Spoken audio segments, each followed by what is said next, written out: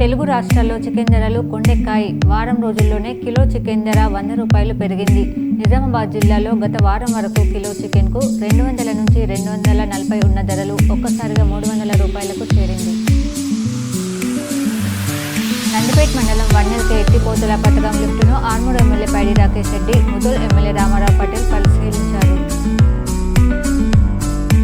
కమ్మర్పల్లి మండల పరిధిలోని లలిత garden function హాల్లో మోతాడ్, కమ్మర్పల్లి, ఏగట్ల మండలాల బీఆర్ఎస్ పార్టీ ముఖ్య కార్యకర్తల సమావేశంలో బాల్కొండ ఎమ్మెల్యే వేంద్ర ప్రసాద్ రెడ్డి, నిజామాబాద్ పార్లమెంట్ అభ్యర్థి బాజిరెడ్డి గోవర్ధన్ ఆధ్వర్యంలో బాల్కొండ నియోజకవర్గంలో జరిగే నిజామాబాద్ పార్లమెంట్ సన్నాహక సమావేశం నిర్వహించారు. ఈ కార్యక్రమంలో రాజ్యసభ ఎంపీ కేఆర్ సురేష్ రెడ్డి, జిల్లా పరిషత్ చైర్మన్ వెంకటరావు, మాజీ ఎమ్మెల్సీ వి గంగాధర్ గౌడ్ పాల్గొన్నారు.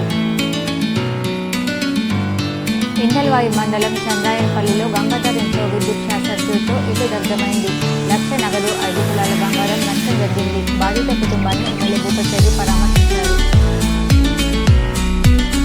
ప్రపంచ ఆరోగ్య దినోత్సవం సందర్భంగా జేసీఐ నిజామాబాద్ ఇందూర్ ఆధ్వర్యంలో నిజామాబాద్ ఇండియన్ రెడ్ క్రాస్లో రక్తదానం కార్యక్రమం నిర్వహించారు. పూర్వజన ఉపాధ్యక్షులు విజయానంద్ హాజరై 45వసారి రక్తదానం చేశారు. ఈ కార్యక్రమంలో జేసీఐ ఇందూర్ అధ్యక్షులు మనోజ్ కుమార్ పాల్గొన్నారు. నిర్మల్ జిల్లా బాసర శ్రీ చింతామణి గణేష్ ఆలయం వద్ద ఉన్న శివాలయంలో నంది, నాగేంద్రుడి విగ్రహాలు ధ్వంసం చేసిన దుండగులను త్వరలో పట్టుకోవాలని ఆలయానికి సంబంధించిన కమిటీ సభ్యులు, గ్రామస్తులు బాసర పోలీస్ స్టేషన్లో ఫిర్యాదు చేశారు.